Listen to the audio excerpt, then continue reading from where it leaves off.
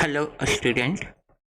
अभी हम लोग क्लास 10th के लिए स्टार्ट करने वाले हैं triangles, that is mathematics of chapter number 6, जो कि हम लोग सिंगुलर ट्रायंगल्स और ट्रायंगल्स के बारे में, पहले हमारा सिंगुलर ट्रायंगल था, अभी यहाँ ट्रायंगल्स करके दिया हुआ है, तो हम लोग चैप्टर 6 से स्टार्ट करने वाले हैं।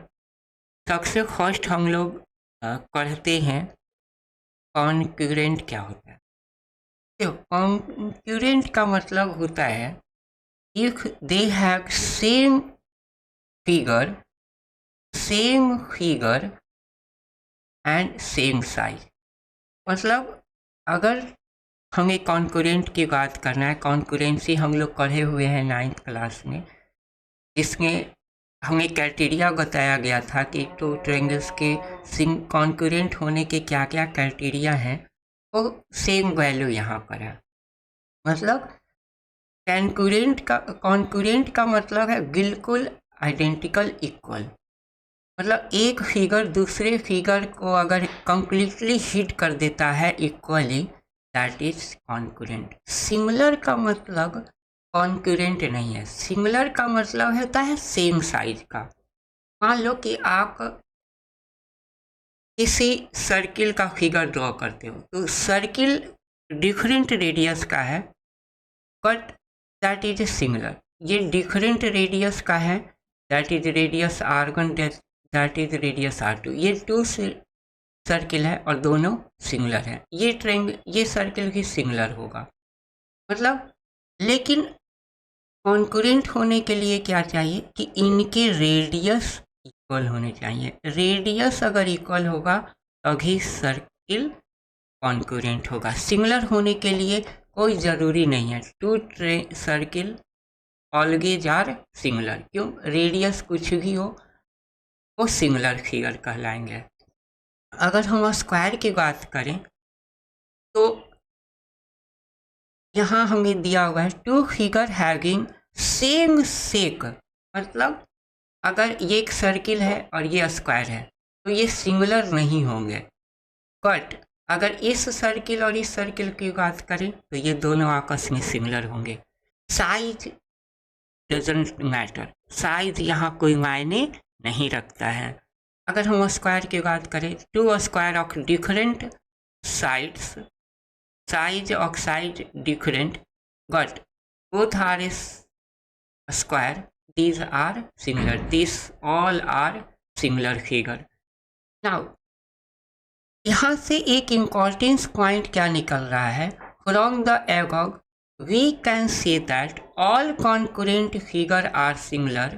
सभी कॉन्कुरेंट फिगर जो होंगे वो आपस में सिमिलर होंगे, बट सभी सिमिलर फिगर कॉन्कुरेंट हो ये कोई ज़रूरी नहीं है। हो भी सकता है लेकिन कोई ज़रूरी नहीं है। नाउ अब हम कॉलीगॉन्स की बात करते हैं। Polygons means more than 3 side. 2 side में तो क्लोज फिगर बन नहीं सकता है, तो कॉलीगॉन्स होने के लिए मोर देन 3 साइड हो सकता है। क्वाड्रिलेटरल होगा, कॉलीगॉन्स होता है, हेक्सागोनल हो सकता है, ये सब कॉलीगॉन्स होता है। तो वो कॉलीगॉन्स सिमिलर कब कहलाएंगे? सिमिलर तभी कहलाएंगे जब उनके करस्पॉन्डिंग एंगल्स इक्वल हो। करस्पॉन्डिंग एंगल्स का मतलब यहाँ पर समझना होगा। फिगर हमने नीचे ड्रॉ किया हुआ है, एनसीईआरटी का फिगर है, इसलिए हम उसी का स्टडी करेंगे। Corresponding angle are equal and all the corresponding sides are in same ratio. All the corresponding sides are in same ratio, that is that polygons are similar. Now listen, polygons are similar के लिए ये दो condition है। जो भी polygons इस दोनों condition को सेटिस्फाई करेगा दे आर सिमिलर, वे आपस में सिमिलर कहलाएंगे, अदरवाइज नहीं। नेक्स्ट हम बात करते हैं that is a two quadrilateral. यहाँ क्वाड्रिलेटरल है, that is a quadrilateral ABCD and another quadrilateral PQRS।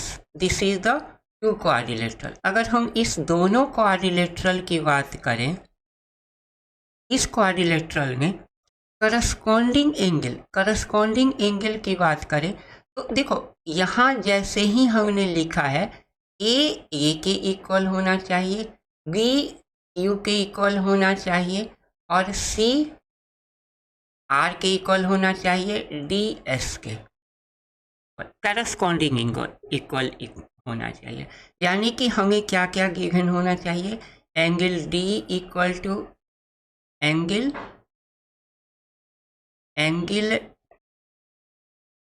S, angle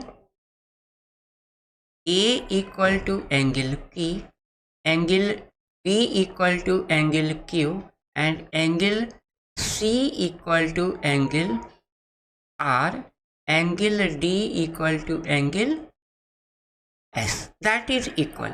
ये करस्पॉन्डिंग एंगल है, that corresponding angles are equal and the side ratio are equal. यहाँ side ratio क्या है, corresponding side ratio. तो एगी के बीच का पी क्यू है, यानी कि एगी अपॉन पी क्यू निकाल के देखो कितना है। नाउ बी से सी के बीच का एंगल देख लो, यहाँ बी से सी का, तो उसके करस्पॉन्डिंग क्या है, क्यू आर। यानी हम क्या लिख रहे हैं, पहले इस वाले क्वाड्रिलेटरल का साइड लिख रहे हैं तो हम सभी समय इसी का साइड पहले लिखेंगे, B C upon Q R. Now C D is equal to C D upon R S. Now हम 1 बाई 1 करके इन सभी का वैल्यू देख रहे हैं। ए डी का वैल्यू 1/5 है तो 1/5 upon 3 that is equal to 1/2. Now BC is equal to 2.5 है divided by 5, that is also is equal to 1/2.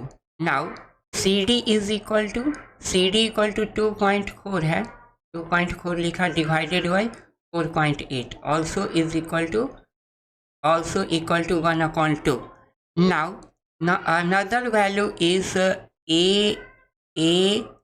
D upon E, AD upon P S is equal to, now that value become 1/2 and that is equal to 2.1 divided by 4.2. This is also 1/2.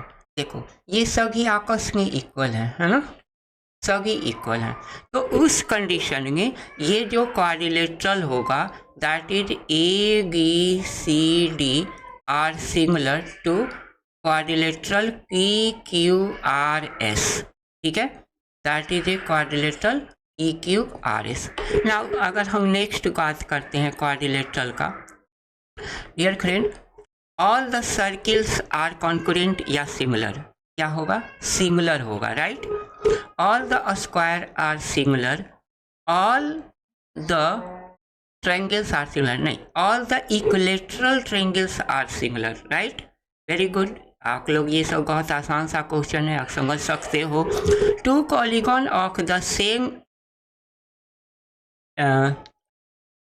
number of the side are similar if A their corresponding angles are equal and their corresponding sides are in proportion. क्या होना चाहिए, proportion होना चाहिए, equal and proportion होना चाहिए। If two different example of the similar, हमें to similar figure का देना है, नॉन सिमिलर फिगर का एग्जाम्पल देना है। सिमिलर फिगर अगर हम बोले, आप जैसे टॉय करते हो, same toy of different size, तो सिमिलर होगा। मान लो कि आप अपने इमेज ड्रॉ करते हो, है ना, इमेज बनाते हो और उसको बोलते हो कि हमें 2 साइज का इमेज चाहिए।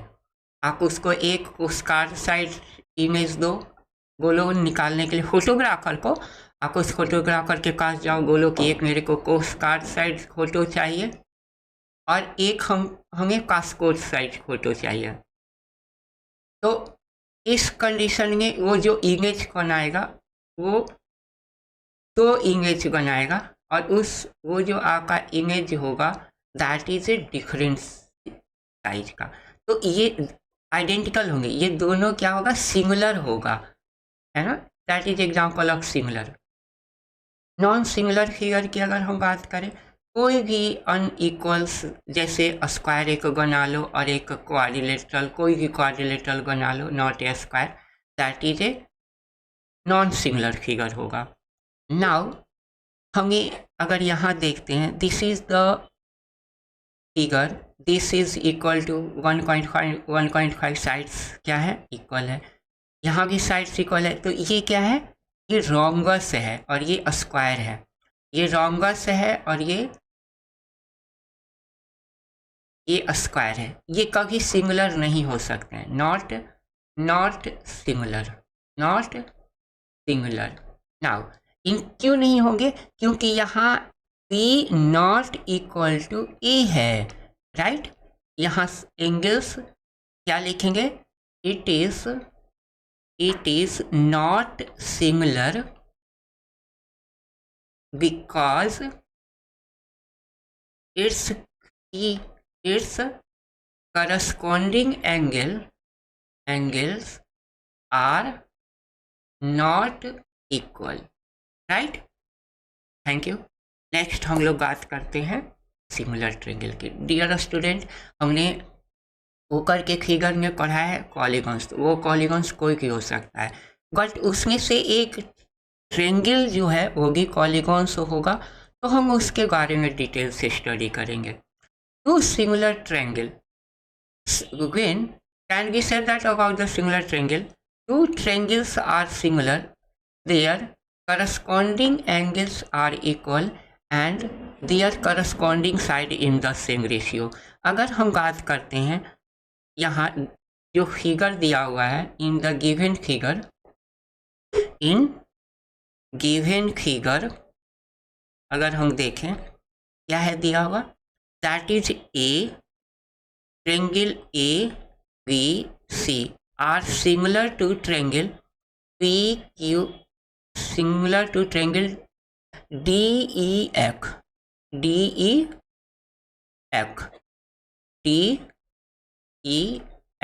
अगेन अगर मैं ये बोलूं कि हमने ऐसे लिखा है, तो इसका मतलब करस्पॉन्डिंग का मतलब आप क्या समझोगे कि A जो है that is A equal to D, देख लो यहाँ A D के इक्वल होगा, B जो होगा E के इक्वल होगा, B is equal to E, right. Now and C is equal to X, C is equal to X, right. That is a triangle which are we form the similar triangle. अगर आप ये बताओ their corresponding sides are in the ratio, अगर हमने यहाँ पर लिखा होता ट्रायंगल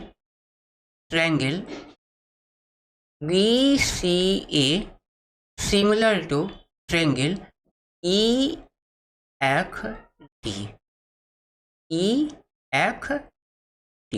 राइट, ये भी हो सकता है। क्या ऐसा लिखना सही होगा अगर हम लिखते हैं triangle ABC similar to triangle FDE? नहीं, ये हमारा गलत हो जाएगा, राइट। एकदम से याद रखना, ये आपका गलत प्रोसेस होगा, याद रखना, क्योंकि करस्पॉन्डिंग का मतलब ही होता है सेम टू सेम। नाउ अगर आपको ये बोला जाए कि इनके करस्पॉन्डिंग साइड, ये हमने इसके कारण लिखा है angle A equal to angle D। अब यहाँ से ही फिगर देख के तुम लिख सकते हो कि क्या क्या हो सकता है। Angle B equal to angle E होगा, angle C equal to angle F होगा।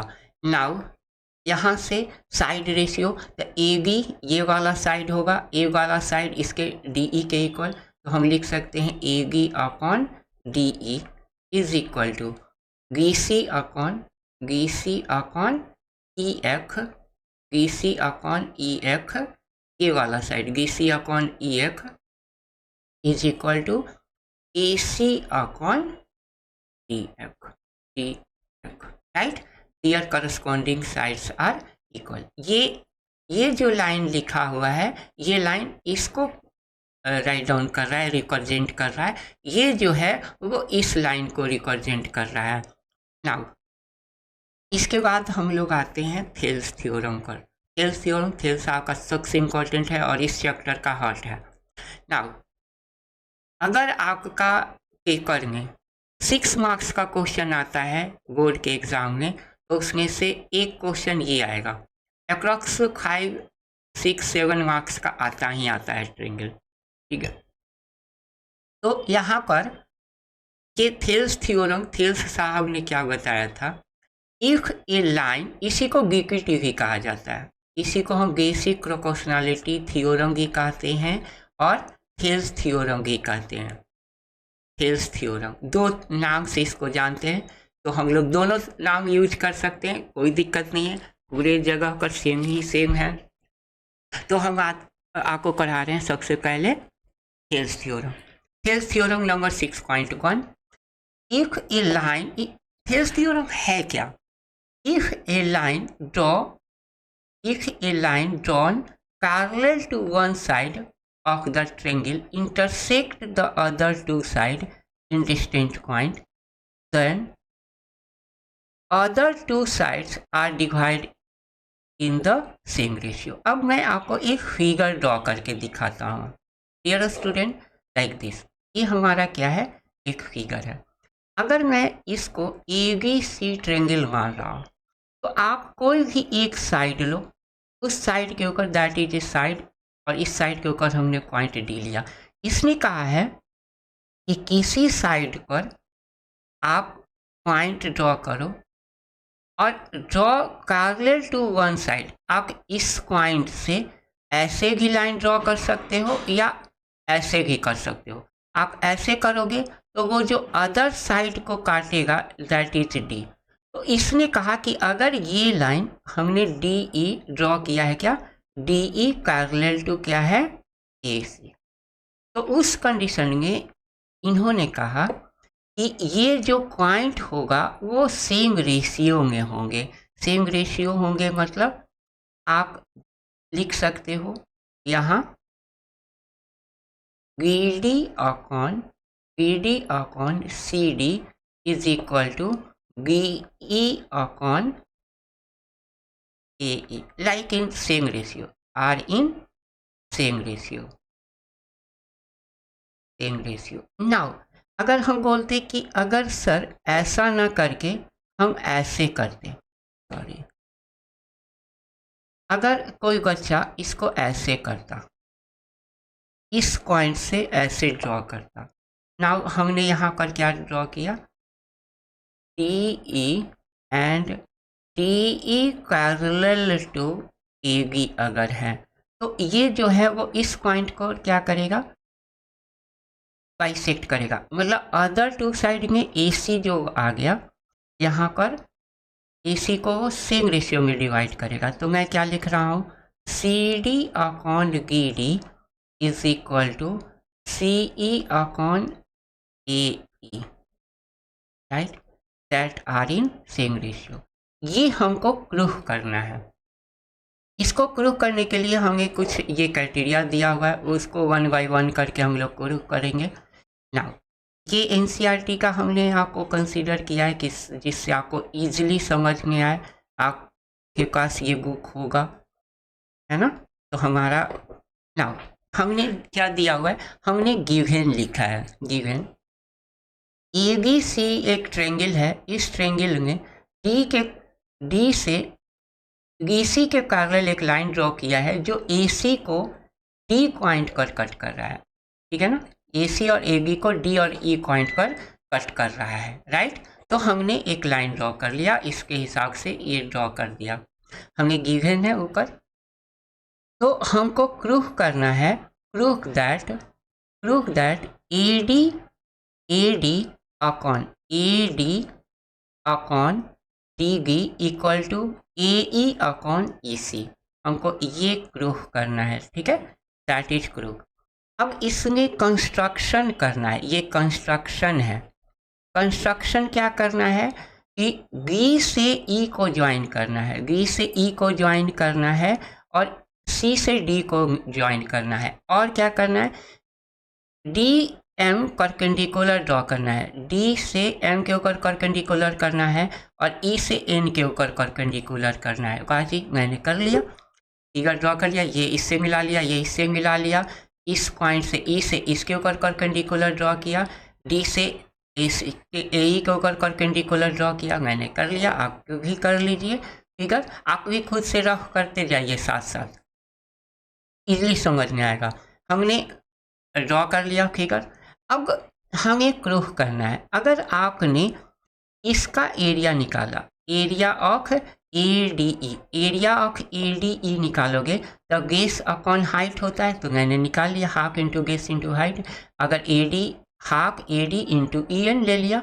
नाउ एरिया ऑफ AD हम और यहाँ लिख सकते हैं, एरिया ऑफ AD, एक और एरिया ऑफ ADE हम लिख सकते हैं half into base height, base अगर हम AE जनरेट मानते हैं AE इंटू DM, एक अनदर, ये हमारा एरिया आया।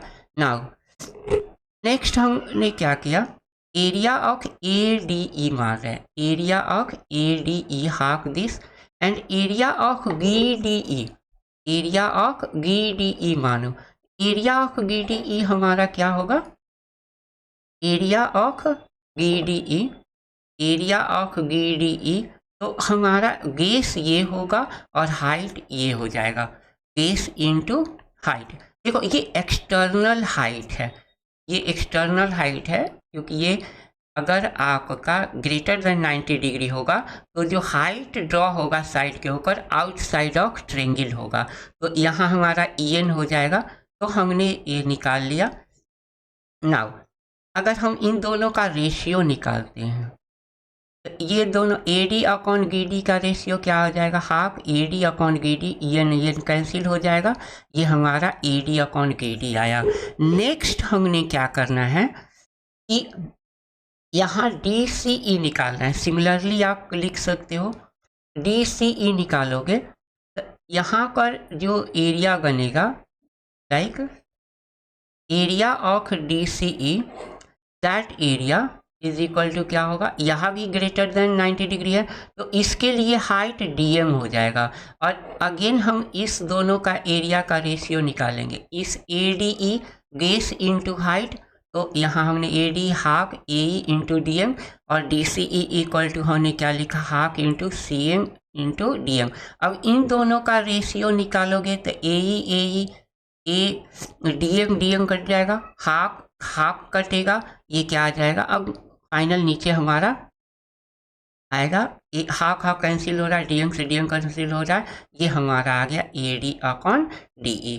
अगेन अब ये एक और चीज़ देखो, यहाँ पर ये दोनों कंडीशन में क्या है दिया होगा, मैं यहाँ लिख रहा हूँ, area of triangle ADE divided by area of triangle BDE is equal to area of triangle ADE divided by area of triangle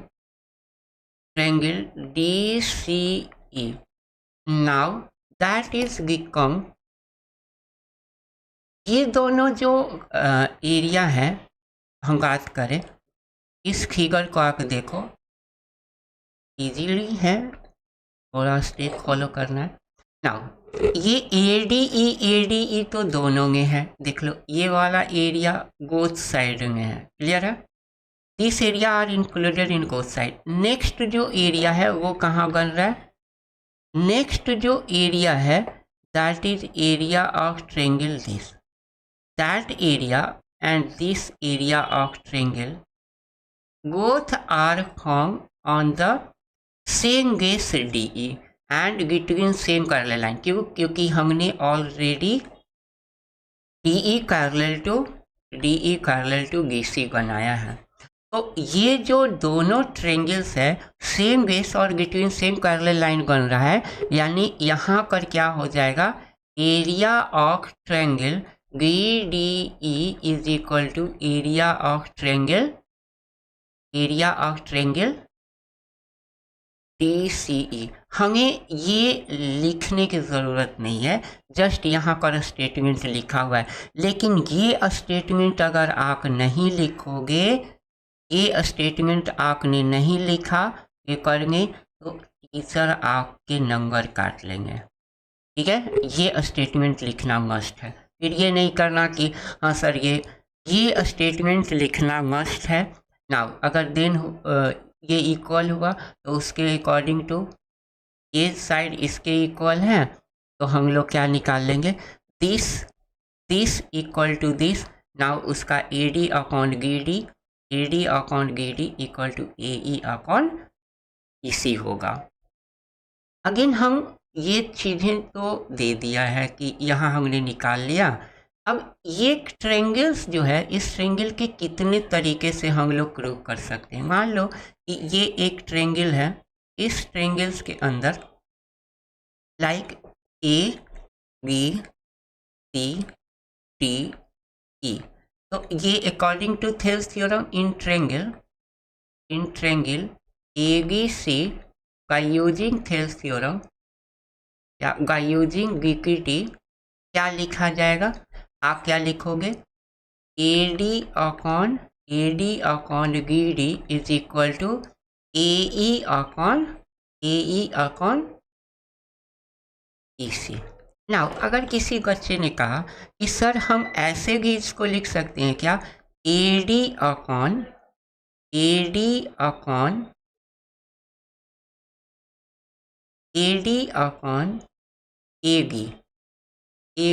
तो आप इस साइड चेंज कर रहे हो। मैंने this side upon this side is equal to क्या लिखा है, AE अपॉन AC लिख सकते हैं। नाउ यहाँ से हम ऐसा लिख सकते हैं, AD upon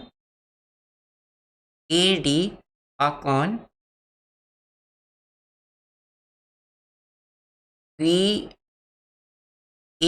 is equal to AE upon AC is equal to DE upon PC।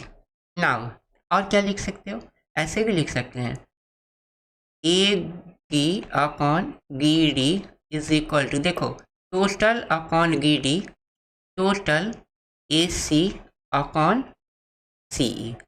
ये सारे सेम है। ये अगर हम अप्रूव करने के लिए हमसे कहेगा तो क्या करोगे, मैंने ये तो आपने प्रूव कर लिया क्या, AD upon GD equal to AE upon CE।